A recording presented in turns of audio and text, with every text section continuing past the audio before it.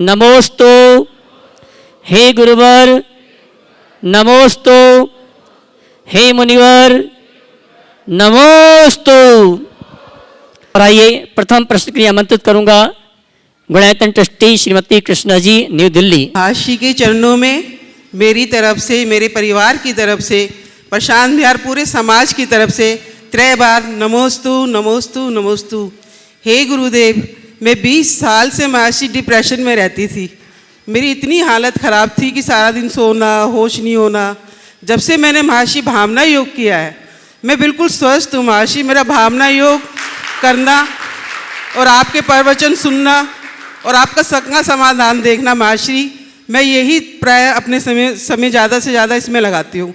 महर्षि, मेरा क्वेश्चन ये है, महर्षि हम वैसे तो समाधि भावना रोज़ भाते हैं, लेकिन कोई ऐसा समय आ जाए, हमारा अंतिम समय है और हमारे आसपास कोई नहीं है, क्योंकि मरण समय का कुछ कहा नहीं जा सकता, तो महर्षि इसमें हम अपने आप को कैसे संभालें कि हमारा उत्तम मरण और उत्तम समाधि मरण हो सके?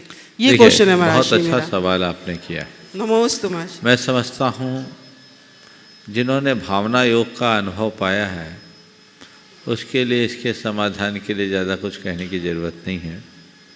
हम जो भावना भाते हैं वैसा होता है, तो हमेशा हर पल ये भावना भाए, मेरा समाधि मरण हो, मेरा समाधि मरण हो।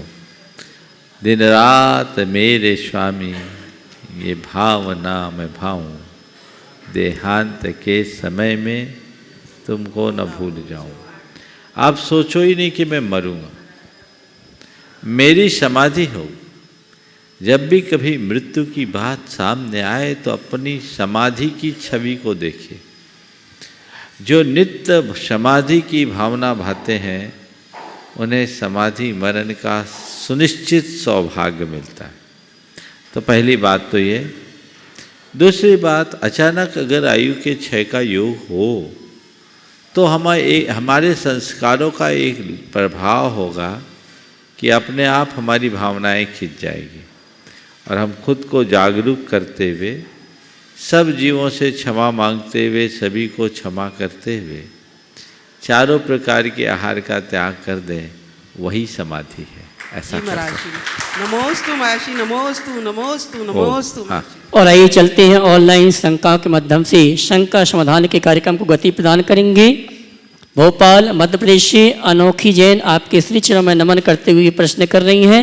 मुनिवर, सास ससुर से उनके बेटे बेटियां कितना भी अपशब्द या गलत व्यवहार कर लें, उनके रिश्ते में कोई फर्क नहीं आता, पर बहू का एक गलत व्यवहार बहू की सारी जिंदगी की अच्छाई भुला देता है। बेटी और बहू के बीच में इतने भेदभाव के बीच बहू से कैसे ये अपेक्षा की जाती है कि वो अपने माँ की तरह सास की सेवा करें? कृपया समाधान करें। देखिए, निश्चित इस तरह का दोहरापन जहाँ होगा वहाँ ऐसी दुविधा होगी। हमें इस दोहरापन को मिटा देना चाहिए और जो नज़रिया अपनी बेटी के प्रति होता है, बहू के प्रति भी वैसा ही दृष्टिकोण रहना चाहिए। लेकिन बहू को एक बात समझना चाहिए, बहू और बेटी में अंतर होता है। बेटी का अल्पकालिक प्रवास है और बहू को उस घर में हमेशा रहना है। बेटी की बातों को इसलिए भी अनदेखा कर दिया जाता है कि थोड़े दिन है, जाना है इसको, लेकिन बहू को तो घर की पूरी मिल्कियत संभालनी है। आज जो बहू है कल वो घर की मालकिन बनेगी, तो उसे अपनी जिम्मेदारी का एहसास करते हुए अपने व्यवहार को इतना संयत और शालीन बनाना चाहिए जिसमें किसी प्रकार की दुविधाएं ना आए। मध्य प्रदेश इंदौर से अपूर्वा जी आपके श्री चरणों में नमन करते हुए प्रश्न कर रही हैं। गुरुवर, अगर कोई घर और परिवार के प्रति अपनी जिम्मेदारी को अनदेखा करके मात्र धर्म ध्यान पूजन पाठ करता है और पूजन पाठ करने के साथ साथ उसकी कसाएं कम नहीं होती हैं, तो क्या यह सच्चा धर्म माना जाएगा या इससे भी हटके कोई धर्म की क्रियाएं हैं? देखिए, कसायों को कम करना ही तो सच्चा धर्म है। और कोई व्यक्ति कितना भी धर्म करे और कसाय की पुष्टि होते रहे तो धर्म की क्रिया कर रहा है, धर्म नहीं कर रहा है, पहली बात। जहाँ तक घर परिवार की जिम्मेदारियों का सवाल है, उसका निर्वाह करना भी आपका एक कर्तव्य है और कर्तव्य भी एक धर्म है। मैंने अनेक बार इस विषय में प्रकाश डाला है। इन बातों को बहुत गंभीरता से समझ करके ही काम करना चाहिए। तो घर परिवार की अपनी जिम्मेदारी को जिम्मेदारी पूर्वक निभाना चाहिए और उसके साथ अपना धर्म ध्यान करना चाहिए। इस तरीके से कभी धर्म ध्यान न करें जिसमें पारिवारिक अंतर्कलह की स्थिति निर्मित हो। पारिवारिक अंतर्कलह को टालते हुए यदि धर्म ध्यान करें तो सबसे उत्तम। मध्य प्रदेश गोपालगंज सागर से श्रीमान राजेश जैन आरआई आपके श्री चरणों में नमन करते हुए निवेदन कर रहे हैं, प्रश्न कर रहे हैं। मुनिवर, घृणा का कुंड हमेशा बदबू तो देता ही है, घृणा का कुंड, घृणा जी हमेशा बदबू तो देता ही है, बल्कि प्रतिक्रिया की घातक लहरों को भी जन्म देता है। क्या की घातक लहरों को भी जन्म देता है। यह निश्चित ही विचार शून्यता का परिणाम हो सकता है, क्योंकि विचार शून्यता नफरत और घृणा नामक जहर पैदा करती है। गुरुवर, क्या विचार शून्यता इतना घातक जहर उत्पन्न करती है? देखिए, विचार शून्यता को घृणा और नफरत से जोड़ना मेरी राय में सही नहीं। विचारों की विकृति ही घृणा और नफरत को जन्म देती है। विचार शून्यता तो निर्विचार दशा की परिणति है, जो ध्यान के फल के रूप में भी देखी जाती। यदि उस तरीके से व्यक्ति विचार शून्य हो, निर्विचार दशा को प्राप्त हो जाए तो परम समाधि की अवस्था है। जहाँ तक मेरा समझना है, प्रश्नकार का विचार शून्यता से आशय सोचने समझने की शक्ति को खो देने से हो। यदि ऐसा है तो ये एक प्रकार की विकृति का ही उदाहरण है। जो व्यक्ति सकारात्मक सोच करके चलते हैं, उनके जीवन में इस तरह की कोई बात घटित नहीं होती और वो अपने जीवन को और बेहतर बना सकते हैं। नैनवा राजस्थान से रोहित जैन आपके इसी चरणों में नमन करते हुए प्रश्न कर रहे हैं। गुरुवर, बच्चों के बड़े होने पर उनके माता पिता का आत्मविश्वास टूटने लगता है। बच्चों के बड़े होने पर उनके माता पिता का आत्मविश्वास टूटने लगता है, क्योंकि बच्चों का बार बार ये कहना कि ये आपसे नहीं होगा, ये आपको नहीं पता, वहाँ आप अकेले मत जाओ, आप ये मत करो, वो मत करो। तो मुनिवर, बच्चों का बुजुर्गों के अंत समय तक आत्मविश्वास बनाए रखने के लिए कैसा कर्तव्य एवं व्यवहार होना चाहिए? आपने बच्चों के व्यवहार की बात की है। मैं उससे पहले आपसे कहूँगा कि आप शुरू से स्वावलंबन के अभ्यासी बने, स्वावलंबी जीवन जिए, ताकि बच्चों को आपसे प्रेरणा मिले और वो आपको ये कहने की जगह कि आपसे नहीं होगा, खुद आपसे प्रेरणा पाए और कहे कि जैसे मेरे पिताजी और दादाजी अपना सारा काम कर लेते हैं, हमको भी अपना काम अपने हाथ से करना चाहिए। तो स्वावलंबी बनिए। जहाँ तक बच्चों की बात है, बच्चों को चाहिए कि वो बुजुर्गों के प्रति केयरफुल तो रहे, लेकिन उन्हें डिमोटिवेट न करे, उन्हें हतोत्साहित न करे, उन्हें सही मार्ग दिखाएं और रास्ता दिखा करके आगे चले तो ज़्यादा अच्छा। और आइए चलते हैं यहाँ पर उपस्थित श्रावक श्राविकाओं की शंकाओं के माध्यम से शंका समाधान के कार्यक्रम को गति प्रदान करें। आमंत्रित करूंगा श्रीमती रिया सुजीत जी दमोह महाराज जी को नमोस्तु नमोस्तु नमोस्तु। आचार्य श्री महाराज जी, आजकल लोग क्रियाओं को ही धर्म ध्यान मानने लगे हैं, परंतु ऐसे धर्मात्माओं धर्म में ही उलझ कर रह गए हैं। उनमें दया परोपकार आदि दर्शित नहीं होते, जबकि धर्म तो भाव प्रधान बताया गया है। इन दोनों में समझबस कैसे रखें? कृपया शंका का समाधान करें। क्रियाओं को ही धर्म मानना भूल है और क्रियाओं में धर्म न मानना उससे बड़ी भूल है। धर्म, आज से पहले शायद मैंने कल ही इस संदर्भ में बात कही थी, धर्म के दो पक्ष हैं, एक आचार परक और दूसरा विचार परक। आचारात्मक और विचारात्मक दोनों पक्ष हमारे साथ जुड़ना चाहिए। यदि हमारे हृदय में धर्म का भाव है तो वो हमारी क्रिया में प्रतिफलित होना चाहिए, और यदि हमारी क्रिया में धर्म है तो उसका हमारे व्यवहार और विचारों में प्रतिबिंब दिखना चाहिए। दोनों में जब हम सामंजस्य बनाकर चलेंगे तभी सच्चे अर्थों में धर्मात्मा कहला पाएंगे, या धर्मात्मा भले कहला लें, धर्म का सच्चा लाभ उठा पाएंगे।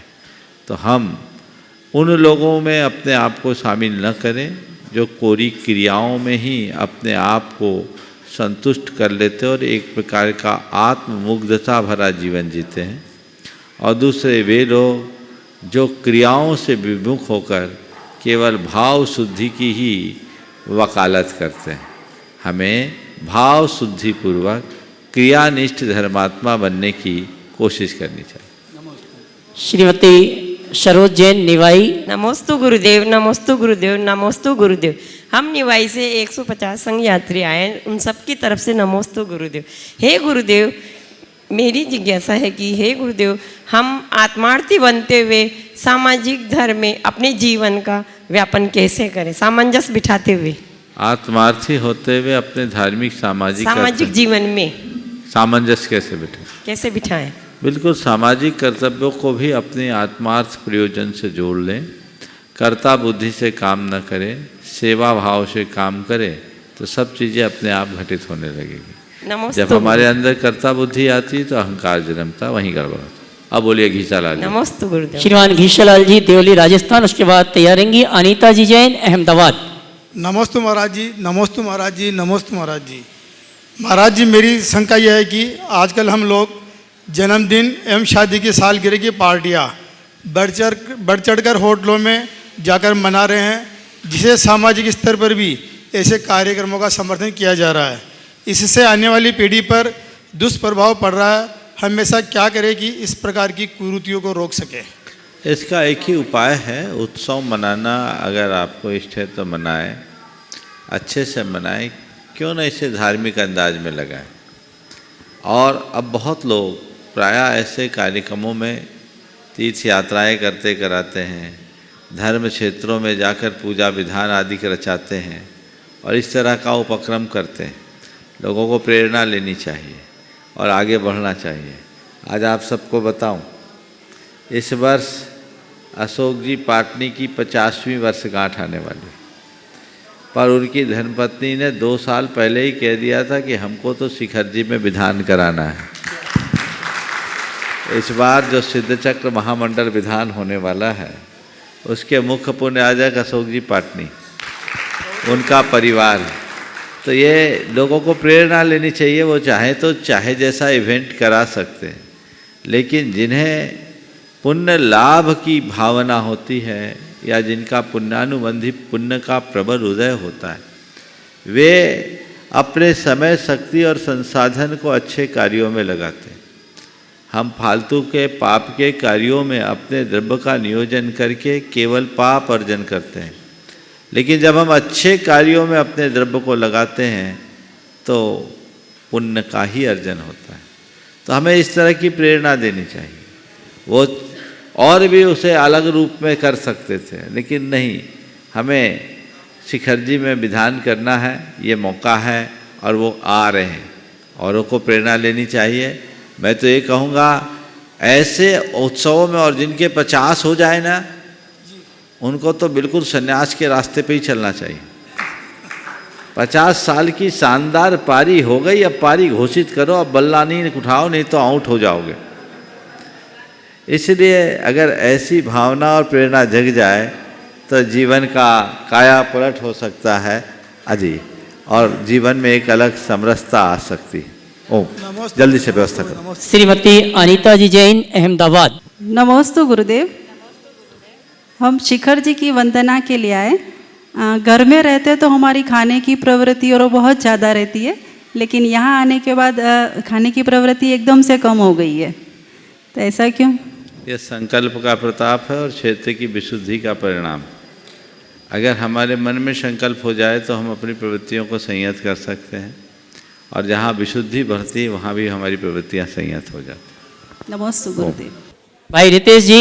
गुरुवार जब गाड़ी चलाते हैं स्पीड पे, तो ब्रेक होता है, ब्रेक हमें आज़ादी देता है स्पीड पर गाड़ी चलाने के लिए। कभी हम ज़्यादा तेज चलाते हैं तो उसी कॉन्फिडेंस से चला सकते हैं क्योंकि हमारे हाथ में ब्रेक है।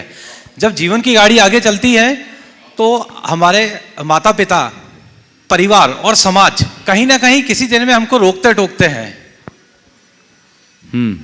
तो हम लोग या शायद मतलब एक आम यंग जनरेशन उसको कहीं गलत मानते हैं कि कहीं रोका टोकी हो रही है, पर शायद कहीं माना गया है या समझा गया है कि वह हमारे लिए एक ब्रेक है जीवन में, हमको तेज रफ्तार पे आगे बढ़ने के लिए।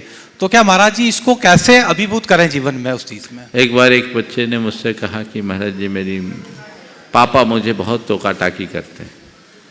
मैंने कहा ये बता तुम घर से यहाँ तक आते हो तो रास्ते में कहीं रेड लाइट मिलती है? बोले हाँ मिलती महाराज, कम से कम 4 रेड लाइट क्रॉस करके आया हूँ। बोले क्या करते हो? रेड लाइट आती है तो फिर क्या करते हो? गाड़ी रोकते हो? बोले हाँ रोकना तो पड़ता है। बोले रेड लाइट आती गाड़ी क्यों रोकते? बोले नहीं रोकेंगे तो चालान होगा या एक्सीडेंट होगा। तो रोकते हो ना। तो ये बताओ रेड लाइट तुम्हारे लिए रोकने के लिए लगाई गई है या तुम्हें बचाने के लिए? बोले बचाने के लिए। तो मैंने कहा जैसे न चाहते हुए भी रेड लाइट को देख के तुम अपनी गाड़ी को रोक देते हो, वैसे ही माता पिता की हिदायतों को अपने जीवन की भावी सुरक्षा के लिए रेड लाइट के रूप में देखो और अपनी गाड़ी रोको। जैसे तुमने अभी ब्रेक की बात की, बस समझना चाहिए ब्रेक का उद्देश्य गाड़ी में अवरोध उत्पन्न करने का नहीं है। ब्रेक लगाने का उद्देश्य गाड़ी की गति को नियंत्रित करते हुए गंतव्य तक पहुंचाने का है।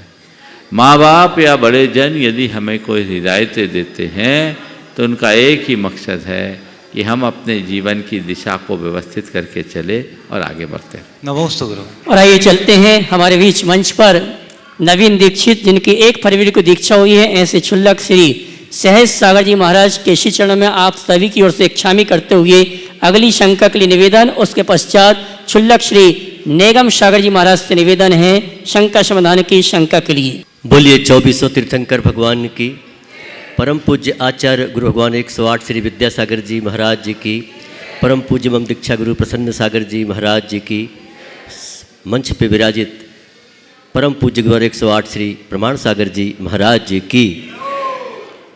हे गुरुदेव, आपको देखकर शंका स्वयं सम्मिलित हो जाती है। जो हृदय में प्रश्न उठते हैं उनका उत्तर आपके दर्शन से ही मिल जाता है। मन में बहुत चाह थी कि आपके दर्शन करूं, और दीक्षा के पहले मैं, गुरुजी जानते हैं, भजन गायक के रूप में प्रसिद्ध था। गुरुजी की चंद पंक्तियां इन्हीं की लिखी हुई जो उन्होंने अपने गुरु को समर्पित की। प्रमाण सागर जी महाराज ने आचार्य श्री विद्यासागर जी गुरु भगवान को समर्पित की। चंद पंक्तियां भूल जाऊं तो बात अलग है, लेकिन कोशिश करता हूँ। 2 मिनट लूँगा बस आपके। बोलो। वो कहते हैं अपने गुरुदेव से, क्या कहते हैं? तेरा मेरा संबंध यही, कह रहे हैं अपने गुरुदेव से, हे गुरुदेव तुम्हारा और मेरा क्या संबंध है? वो कहते हैं तेरा मेरा संबंध यही, तुम मधुमय हो मैं त्रसित हृदय। तेरा मेरा संबंध यही, तुम मधुमय हो मैं त्रसित हृदय। तेरा मेरा संबंध यही, तुम जीवन में मधुमास लिए। कितनी बढ़िया कल्पना है गुरुदेव की, अपने गुरुदेव को देखकर कि तुम जीवन में मधुमास लिए। मैं जीवन में उच्छ्वास लिए, तुम जीवन में मधुमास लिए। मैं जीवन में उच्छ्वास लिए, मैं मरु असीम की प्यास लिए। मैं मरु असीम की प्यास लिए। तुम जीवन में मधुमास लिए, तुमसे मिल पूर्ण चला बनने। चाहे जैसा भी हूँ गुरु, आप मधुमेह हो, मैं त्रसित हूँ, प्यासा हूँ, मेरे में मरु असीम की प्यास है, लेकिन आप लबालब सागर से भरी हो। जो भी हो, जैसा भी हो, तुमसे मिल पूर्ण चला बनने, बस इतना ही मेरा परिचय। तुम तेरा मेरा संबंध यही, तुम मधुमेह हो, मैं त्रसित हृदय। तेरा मेरा संबंध यही। तुम में सूरज सी है उजास, मेरे मन में छाई कुहास। तुम में सूरज की है उजास, तुम में सूरज सी है उजास, मेरे मन में छाई कुहास। तुम में सूरज सी है उजास, मेरे मन में छाई कुहास। तुम हो स्वाति की अमर बूंद, मैं हूँ सीपी की प्यास लिए। तुम हो स्वाति, तुम हो स्वाति की अमर बूंद, तुम हो स्वाति की अमर बूंद,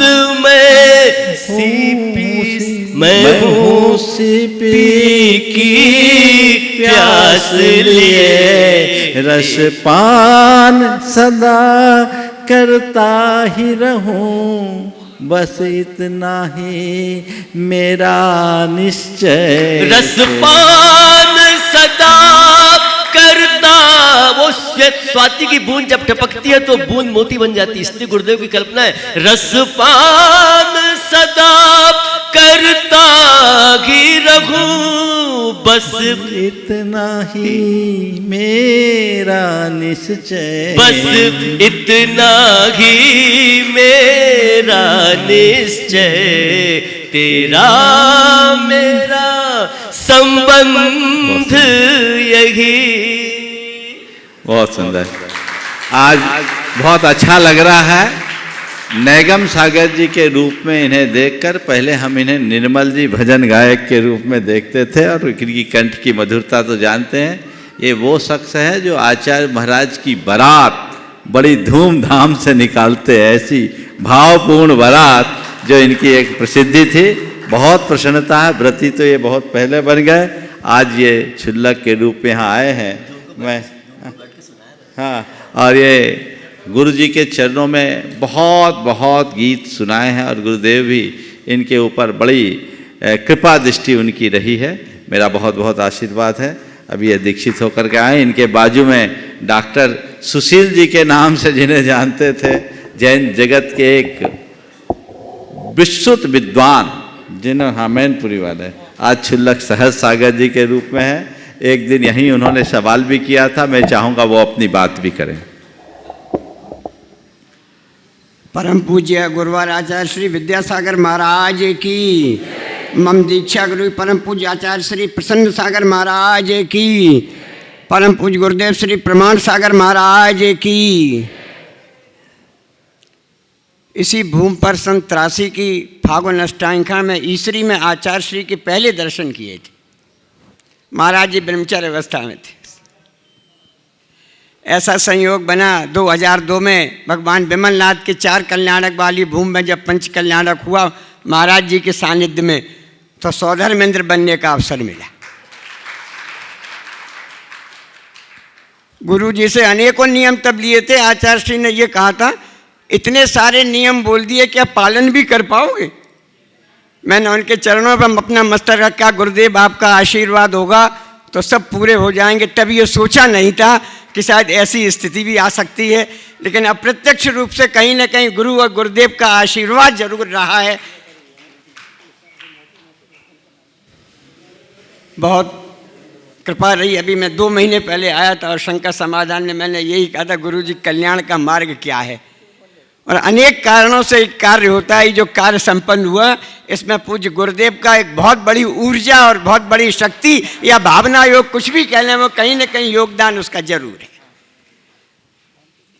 एक आशीर्वाद लेने के लिए आया था केवल यहाँ, क्या परसों बिहार हो जाएगा, पता नहीं कब दर्शन होंगे, तो जाएं तो एक बार आशीर्वाद लेके जाएं और साथ में गुरुदेव से ये मार्गदर्शन भी चाहेंगे। अब जब इस मार्ग में आ ही गया हूँ तो आत्म विशुद्धि किस प्रकार निरंतर और बढ़ती रहे, इसके लिए थोड़ा मार्गदर्शन। देखिए, बहुत प्रसन्नता है। एक ज़माना था जब विद्वान लोग त्यागी नहीं होते थे और त्यागी लोग विद्वान नहीं होते, और ज्ञान सागर जी महाराज से एक नई परंपरा की शुरुआत हुई। वे विद्वान होने के साथ त्यागी हुए, तो नतीजा ये निकला कि उस परंपरा के बाद हर त्यागी विद्वान होने लगा और विद्वान भी त्याग की ओर अग्रसर होने लगा। डॉक्टर साहब ने बहुत अच्छा आदर्श उपस्थित किया है और मोक्ष मार्ग में उन्होंने अपना कदम बढ़ाया है। बहुत अच्छे भाव आपने प्रकट किए हैं कि हम अपने अंदर की विशुद्धि को कैसे बनाए रखें। एक ही वाक्य कहूँगा इस संदर्भ में, आर्त ध्यान से अपने को बचना, आर्त ध्यान से बचना। और आपका नाम सहज सागर है। सहजता को अपने जीवन का आदर्श बनाना है। हर पर एक वाक्य अपने भावना योग में जोड़िए, मुझे सहज रहना है। प्रतिकूल निमित्तों से अप्रभावित रहने का ये मंत्र है, मुझे सहज रहना है। एक बात सदैव ध्यान रखना, निमित्त से हम नहीं बच सकते। निमित्त तो कदम कदम पर आते हैं, हमारे हाथ में निमित्त नहीं है, नैमित्तिक है। किसी के मुंह को बंद करना हमारे हाथ में नहीं है, पर अपने कानों पर उंगली रखना हमारे बस की बात है। सुन के अनसुना कर देना हमारे बस की बात है। तो हमारे हाथ में जो है, हमें हमेशा उस पर ध्यान देना चाहिए, उस तरफ बिल्कुल नहीं जो हमारे हाथ से बाहर है। हम लोग अक्सर उन्हीं स्थितियों में खिन्न हो जाते हैं जब हम अपनी सीमा रेखा से आगे बढ़ जाते हैं। मनुष्य अगर सहजता को अपने जीवन का आदर्श बनाता है तो हर पल आनंदित रह सकता है, और यही एकमात्र मार्ग है। और आइए अगली शंका के लिए आप सभी की ओर से एक छावी के साथ निवेदन कर रहा हूँ। क्षुल्लक श्री अर्घ सागर जी महाराज। जय बोलो आचार्य श्री विद्यासागर जी महाराज की जय।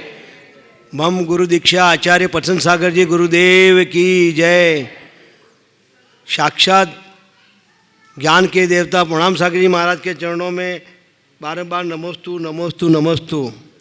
गुरुदेव, मैं बहुत टाइम पहले यहाँ शंका समाधान में आया था, तो आपने कहा था अगर ग्रस्त जीवन में रहते हो तो संसारी संसार है, अगर इस मार्ग में आना है तो ग्रस्त जीवन छोड़ोगे तो ही तुम अपने आत्मा का कल्याण कर सकते हो। वो बात मेरे दिमाग में ऐसी जज गई कि आज मैं इस मार्ग पे आया। सब गुरुदेव का वो वचन आज मेरे जीवन में उतर गया, तो मैं आज इस दीक्षा में और मेरी दीक्षा हो गई। ये गुरु का ही आशीर्वाद है। जब इस शंका समाधान में वो बात, कभी भी शंका समाधान में आते हर बात को ध्यान से सुनो, अपने आत्मा का कल्याण का, गुरुदेव अपने आत्मा का कल्याण की बात बताएंगे। कभी कौन सी बात किसको कैसे हो जाए और वो अपनी आत्मा का कल्याण कर दे। गुरुदेव आपका आशीर्वाद हम पर बना रहे हैं। बहुत बहुत बहुत बहुत आशीर्वाद। मैं तो यही भावना भाता हूँ, पुण्य जगह है, आधा छूट गया, ऐसा पुण्य और जगह कि पूरा भी छूट जाए। सबके लिए आशीर्वाद। बहुत चलिए और आइए चलते हैं। ऐसा ही कुछ पुण्य जागा था उस व्यक्तित्व का। उस व्यक्तित्व की एक विशेषता है कि कोई काम करता नहीं है, और करता है तो पहली बार में ही सफलता मिल जाती है। आज हमारे बीच में देवास शाजापुर लोकसभा क्षेत्र के सांसद हमारे बीच में उपस्थित हैं, जिन्होंने पहली बार में ही जैन धर्म के नियमों का पालन किया, पहली बार में ही सिविल जज की परीक्षा प्राप्त की, और पहली बार में ही नरेंद्र मोदी के पास नाम पहुंचा तो 2019 में सांसद बनने का सौभाग्य प्राप्त किया, और पहली बार मुनिवर प्रमाण सागर जी के दर्शन कर रहे हैं, और पहली बार शंभेश शिखर की इन्होंने वंदना की है। आज हमारे बीच उपस्थित हैं, तालियां बजाइए आप।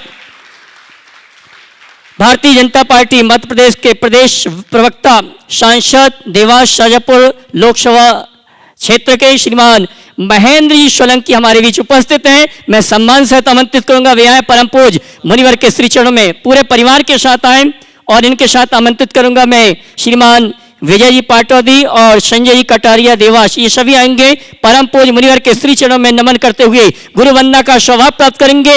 इस व्यक्तित्व के लिए जोरदार तालियां देकर इनका सम्मान करें, जिन्होंने हारिका पूर्णमती माता जी के सानिध्य में जीवन पर्यंत के लिए मांस मदिरा का सेवन नहीं करने का संकल्प लिया है। श्रीमान सांसद देवास शाजापुर लोकसभा क्षेत्र श्री महेश जी सोलंकी, प्रदेश प्रवक्ता जो आरएसएस से भी जुड़े हैं, आज हमारे बीच उपस्थित हैं, भाई विजय जी पाटौदी जी के साथ और संजय जी कटारिया देवास के साथ। आइए मैं हमारे महेश जी सोलंकी उनके सम्मान के लिए आमंत्रित करूंगा। हमारे श्रीमान शिवाजी सिंह साहब, श्रीमान विजय जी और गुणायतन परिवार की ओर से श्रीमान विजय जी पाटौदी इंदौर, हमारे श्रीमान सोलंकी जी जो कोई काम नहीं करते हो, काम करते हो तो प्रथम बार में ही सफलता मिल जाती, ऐसे श्रीमती सोलंकी जी का सम्मान करने के लिए आमंत्रित करूंगा। श्रीमती पाटौदी जी इंदौर,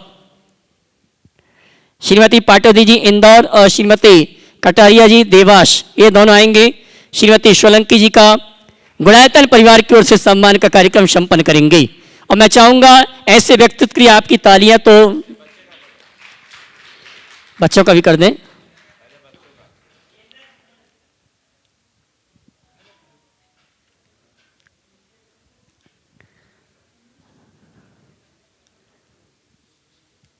श्रीमान महेंद्र जी सोलंकी, प्रदेश प्रवक्ता भारतीय जनता पार्टी, सांसद देवास शाजापुर लोकसभा क्षेत्र, जिन्होंने आज प्रथम बार तीर्थराज संबेशकर की वंदना करने का अवसर सौभाग्य प्राप्त किया और जो संकल्प लिया था कि आज की तारीख को ही करना है, तो आज की तारीख में ही इन्हें वंदना करने का सौभाग्य प्राप्त हुआ। और मैं कहना चाहूँगा, वंदना करने के बाद तो आप अपनी भोजनशाला में चले जाते हैं, लेकिन वंदना करने के बाद गुरु वंदना सबसे पहले उन्होंने की। ऐसे जोरदार ताली बजाकर इनका सम्मान करें।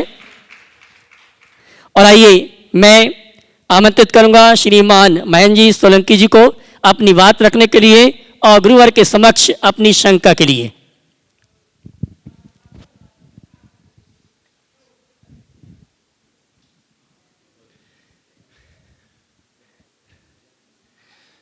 चौबीसी तीर्थंकर जी महाराज के चरणों में प्रणाम करता हूँ। परम पूजनीय विद्यासागर जी महाराज के चरणों में प्रणाम करता हूँ। परम पूजनीय प्रमाण सागर जी महाराज के चरणों में प्रणाम करता हूँ, उनका वंदन करता हूँ।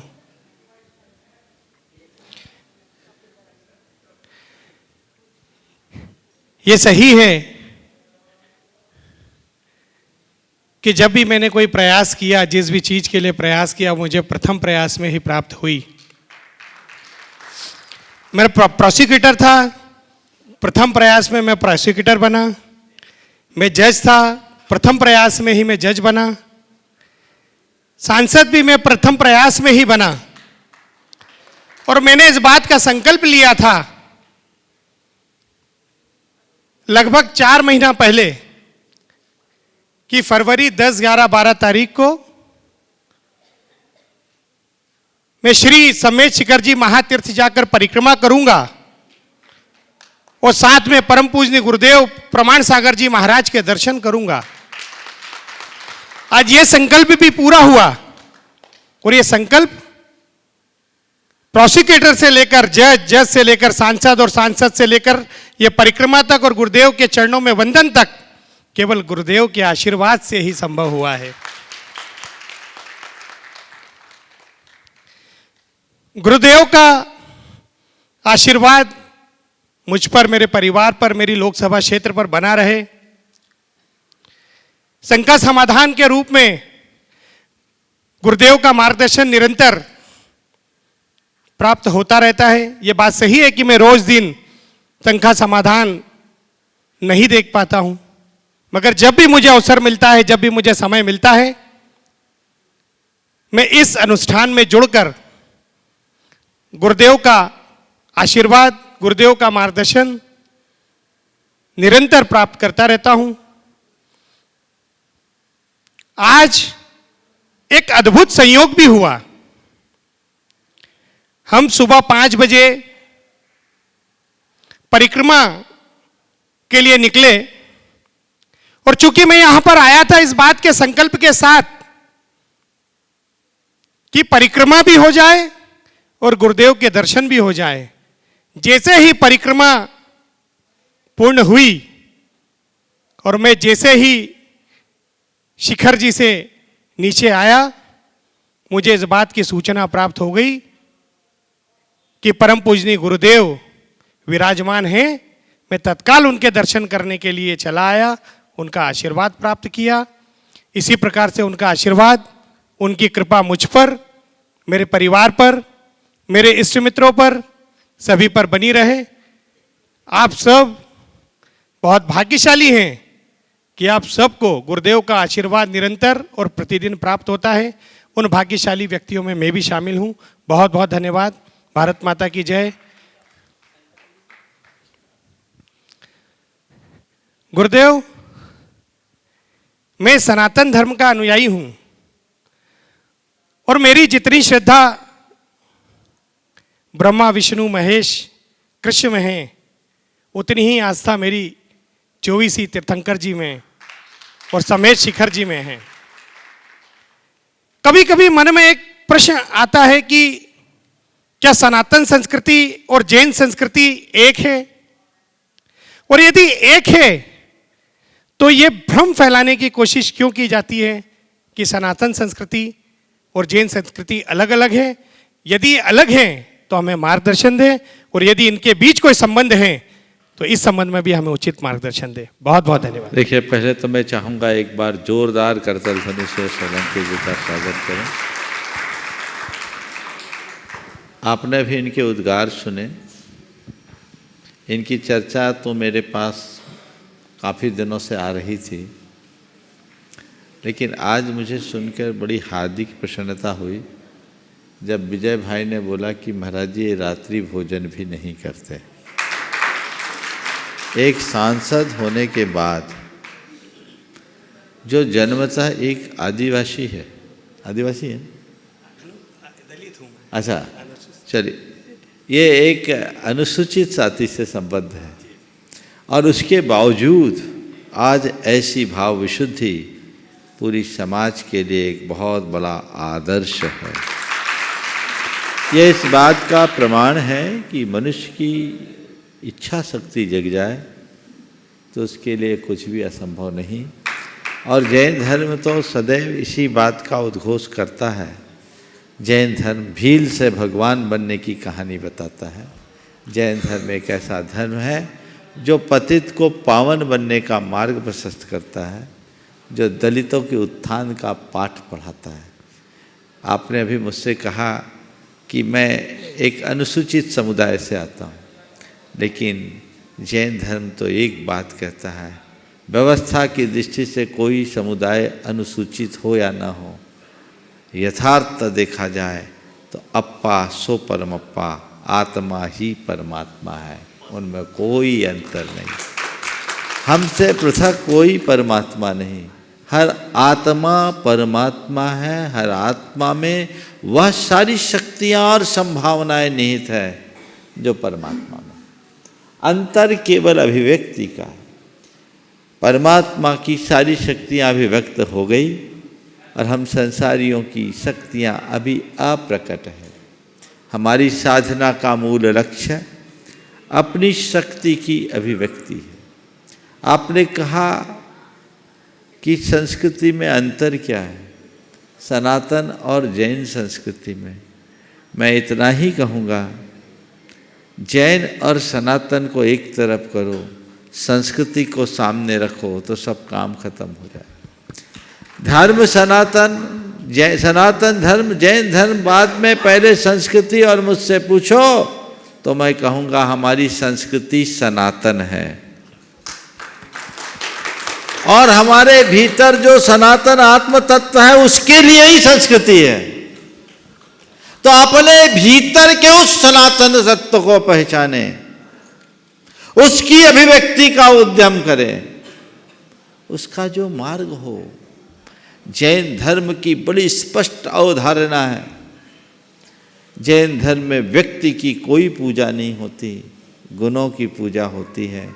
हम लोग मेरी भावना की इन पंक्तियों में नित्य उद्गार प्रकट करते हैं। जिसने राग देश काम आदि जीते सब जग जान लिया, सब जीवों को मोक्ष मार्ग का निष्प्रह हो उपदेश दिया। बुद्ध, वीर, शिव, हरि, हर, ब्रह्मा, या उसको स्वाधीन कहो, भक्ति भाव से प्रेरित हो, या चित्त उसी में लीन रहो। जैन आत्मा में परमात्मा के अस्तित्व पर विश्वास करते हैं और परमात्मा को एक बीत राग स्वरूप में देखते हैं। जो राग देश काम क्रोध लोभ मोह आदि मानवीय विकारों से मुक्त है वो हमारा परमात्मा है। हम उसको प्रणाम करते हैं और वही हमारी लिए बंदनी है। और एक बात मैं और कहूँगा, आज समय धर्मों और परंपराओं को लेकर लड़ने का नहीं है, सच्चे अर्थों में धर्म को धारण करके वातावरण को निर्मल बनाने का। हमारी संस्कृति वसुधैव कुटुंबकम की संस्कृति है और हमारी संस्कृति अनेकता में एकता की संस्कृति है। जो लोग भेद की बातें करते हैं वे समाज के वातावरण को बिगाड़ते हैं। हमें ऐसे लोगों को हतोत्साहित करना चाहिए और मानवीय एकता और सांप्रदायिक सौहार्द यही हम सबका मूल लक्ष्य होना चाहिए। इसी में हम देश का विकास कर पाएंगे, समाज का विकास कर पाएंगे और संस्कृति की सुरक्षा कर पाएंगे। सोलंकी जी को बहुत बहुत आशीर्वाद। इस प्रकार आज के सत्र को परम पूज्य गुरुदेव के चरणों में नमन अर्पित करते हुए यहीं पर विराम। बोलिए परम पूज्य आचार्य गुरुवत्स विद्यासागर।